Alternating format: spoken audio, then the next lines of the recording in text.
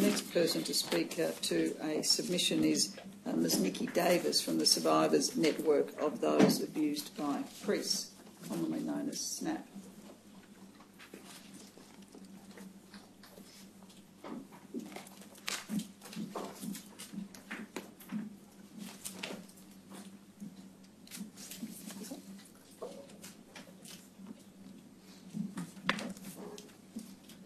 Thank you, Ms Davis.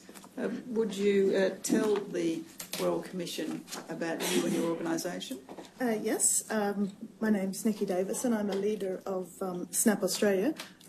It was listed in the witness list as founder. That's the role of Barbara Blaine, who founded SNAP in 1988 in Chicago. SNAP is an international organisation and we work in countries around the world, and so in countries that don't have the benefit of a Royal Commission or where survivors are to a great deal suppressed. It's very handy to have the ability to tap into the network of expertise and information and resources.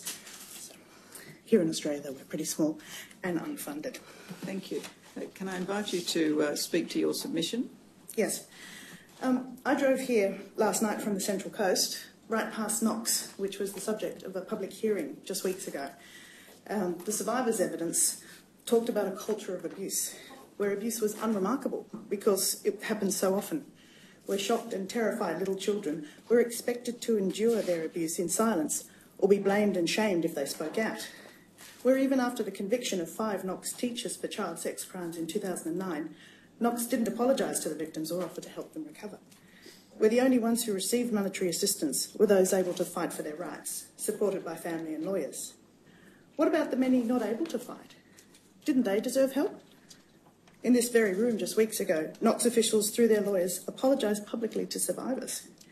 It only took being investigated by the Royal Commission to achieve that. During the hearings, a small group of compassionate parents placed purple ribbons and flowers on one of the school gates.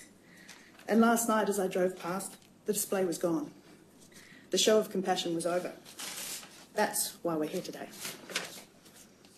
Because they can claim it till they're blue in the face, but institutions, and not just Knox, not just the Catholic Church, or the Salvos, or Hillsong, or the Anglicans, or the governments, don't put protecting kids from harm first.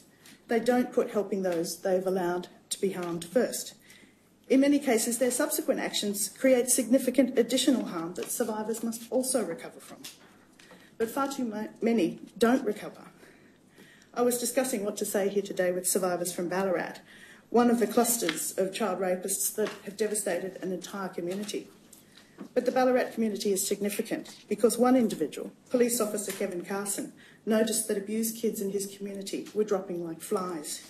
He counted 30 dead, then 40, and the numbers kept rising. He sent a report about this to his superiors. Nothing happened. But when his information hit the media, he started the domino effect that led to the Victorian Parliamentary Inquiry and eventually to this Royal Commission. The suicides in Ballarat stopped for a while, but in the past 12 months, another 8 to 10 survivors have suicided.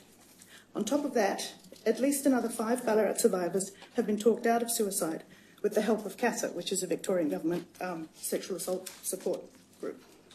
That is why we're here today. This process is not a balancing act between competing or equal interests. It is a reversal of an appalling injustice where absolute power is abused to deny the rights of the absolutely powerless. Ability to pay or to deliver services should not be misused to minimise redress, since the large number of survivors and additional long-term damage inflicted by often brutal denial of justice are a direct result of action or inaction by the institutions. Continuing to allow institutions to manage any part of a response to their own crimes is unthinkable due to overwhelming conflict of interest. Redress must be delivered by a national independent body. Direct personal response should be available to those that want it, in the form that they want it.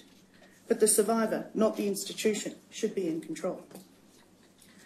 The focus of any service delivery to survivors must be on rehabilitation, flexibility to meet individual needs, trauma-informed services, and respect for the experience and sensitivities of survivors.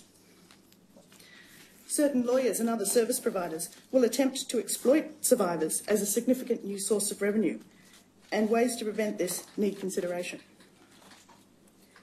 Families of survivors, particularly those who died early or suicided as a result of their abuse, deserve support. To ignore the needs of this group is to continue to let institutions get away with the widespread damage their actions have caused. The terms psychological care and counselling should be broadened to rehabilitation services. Some survivors were abused by the mental health system itself. Others have had traumatic experience with mental health practitioners, paid by the institution and working against the survivors' interests, or who misled survivors about their role.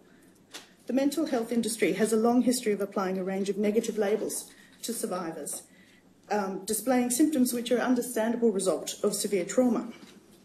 These labels have long been used to silence us, drug us, imprison us, rob us of our rights, undermine us, and deny us the right type of help. Survivors deserve to be able to decide for ourselves, not just which service provider, but also which type of service is most helpful to our personal healing.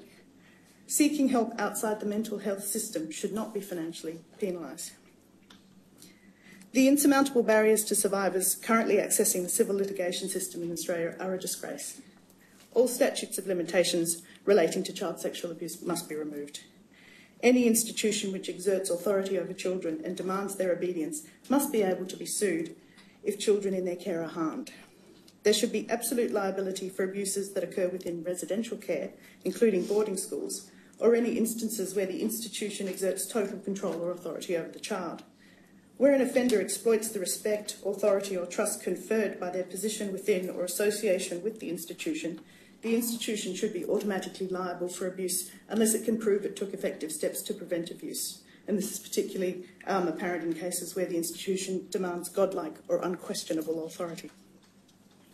Any institution with a culture of accepting child abuse, including failure to report known abuse, failure to immediately remove known or suspected abusers from contact with children, returning children who report abuse to the abusive situation, others witnessing grooming or abuse and no action being taken to remove the child from the abuser, a code of silence, intimidation, refusal to believe survivors, or denial of assistance and support for survivors and whistleblowers should be automatically liable for any abuse.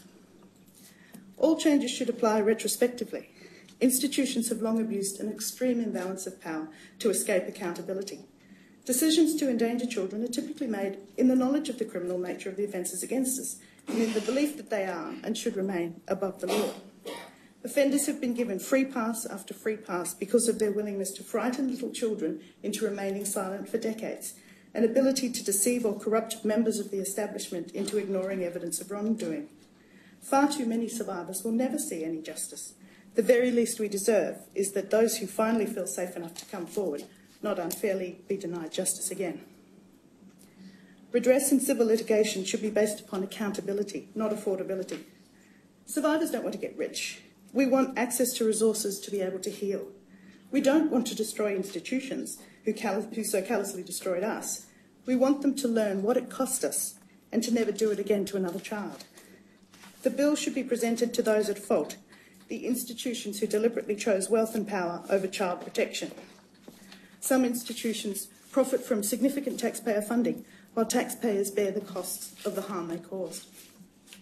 But despite heavy dependence on a wide range of public support systems, survivors currently receive only band-aid solutions, and many remain in a chaotic state of constant re-traumatisation and re-victimisation, often at great expense to the taxpayer, such as the prison population, a large proportion of whom are survivors of childhood abuse. The damage and the cost grows and envelops additional generations. But it doesn't have to be this way. If high-needs survivors are supported by a caseworker and a range of appropriate rehabilitation services, plus financial support as they are unable to work, many would be able to recover and eventually return to functioning as contributing members of society. Based on ASCA's recent research, provided the focus is on rehabilitation, recovery and empowering survivors, not fobbing us off for the lowest possible cost, the long-term impact on the Australian public would be annual savings, not expenditure. In May this year, the Ballarat survivors, working with CASA and supported by the Victorian Government, will be trialling just such a support structure. It is surprisingly low cost, as many services are currently publicly funded or by the Catholic Church. The provision of a caseworker helps survivors through the red tape and barriers to assistance that are simply too difficult for high-needs survivors without support. And I'm assuming that I'm going to be asked about my response to the government responses this morning. You're going to be asked by me. So, if you like, I can go straight to that. If there's no national scheme, well, we're close to your time. Yes. If there's no national scheme, where do you think we should go? I think there just has to be. I think we have to demand there be a national scheme. I think that that what the governments were saying this morning to survivors was that they would prefer us to suffer in silence, to not reveal their shortcomings, to not make them face their financial responsibilities, and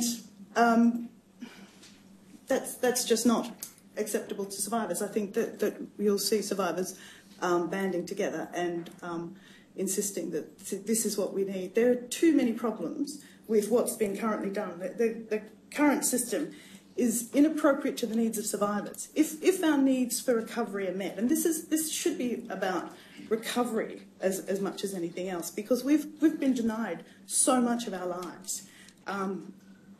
If we can recover, we can at least enjoy the benefit of what's left to us.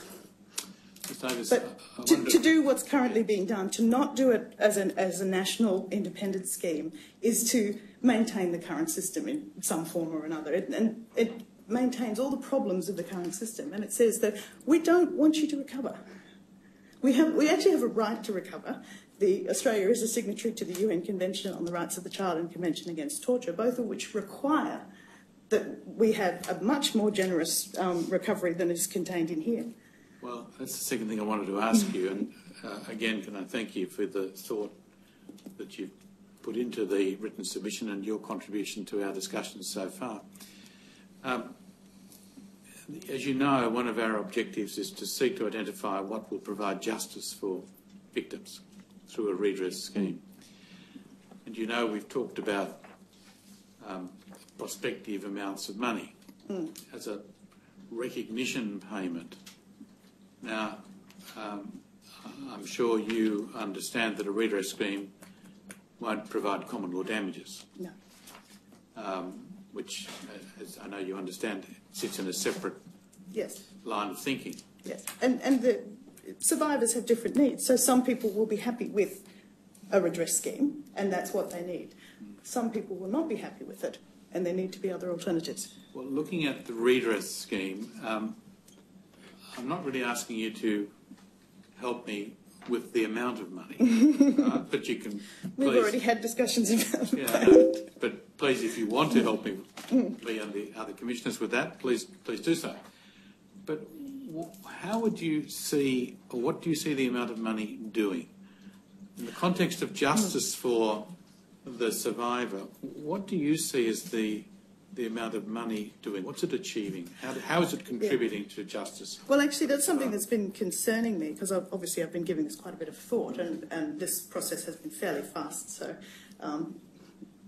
it's still ongoing. But it worries me that there is still so much need for healing and for recovery services that are not necessarily being met, that even when you look at that amount of money, that may not even be enough to cover that. And so it almost evaporates. And as I said, I'm very worried about lawyers trying to take a nice big slice, and service suppliers also.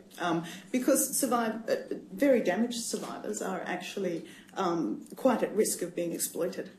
They don't have a lot of defences against that sort of thing. They're so desperate for someone to help them, and so find it so difficult to trust. But when they do trust, I think we tend to trust too much. So in thinking about an amount of money to be awarded, given to a survivor, what would the survivor see it doing? What? Look, it's to get a sense of justice from it. What do they? It's very individual, and I think that's something that perhaps a caseworker could be really helpful, is to help the survivor go through the process of working out, okay, so this is about you and your healing. What's going to make a difference to your life? And so the answer to that is completely individual, and it really doesn't come down to the amount. It's so for some people it's been they've needed to pay off a debt, or they wanted to give some money to their children because they felt they'd been a poor parent, or they had a divorce settlement that was causing them a problem. If they could just clear that, those sorts of things. Some people want to move out of the city because that's too traumatic and